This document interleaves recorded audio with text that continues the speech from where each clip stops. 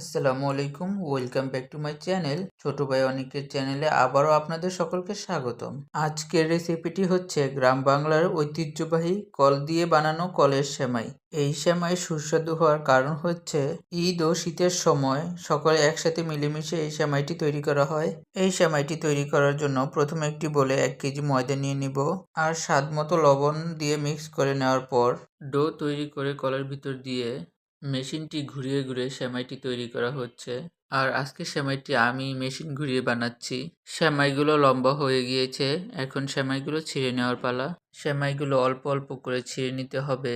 ছিঁড়ে নেওয়ার পর একটি বড় সসপ্যানের ভিতরে ছড়িয়ে দিতে হবে। ছড়িয়ে রেখে উপরে হালকা করে ময়দা ছিটিয়ে দিতে পারেন, তা না হলে সেমাইটি একত্রে জোড়া লেগে যেতে পারে। একটি প্লেটে কুড়িয়ে রাখা নারকেল নিয়ে নিয়েছি আর চুলায় গরম পানি রেখে দিয়েছিলাম। গরম হওয়ার পর দিয়ে দেব 1 কেজি চিনি।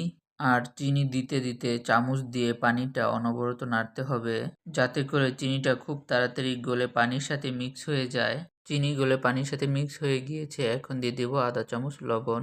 সেমাইয়ের পানিটি অনেক গরম হয়ে গিয়েছে, এখন নারকেল দিয়ে দেব আর 1 পিস দারচিনি দিয়ে দেব আর দিয়ে দেব অল্প কিছু কিশমিশ ও দিয়ে দেব 2 পিস এলাচ। অন্য চুলায় দুধ গরম হওয়ার জন্য রেখে দিয়েছি।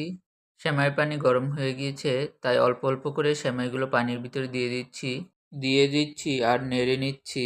আর এরকম করে সবগুলো সেমাই দিয়ে দিতে হবে। সবগুলো সেমাই একসাথে দিলে কিন্তু একত্রে জোড়া লেগে যাবে, তাই এই রকম করে অল্প অল্প করে সেমাই দিয়ে ভালোভাবে রান্না করার পর যখন দেখবেন সেমাইগুলো সম্পূর্ণ সেদ্ধ হয়ে গিয়েছে, তখন দিয়ে দেব দুধ। দুধ আগে থেকে গরম করে ঘন করে নিয়েছিলাম। দুধ দেওয়ার পর এরকম রান্না করে উপরে কিছু কিশমিশ দিয়ে গরম গরম পরিবেশন করুন। গ্রাম বাংলার ঐতিহ্যবাহী কল দিয়ে বানানো কলের সেমাই।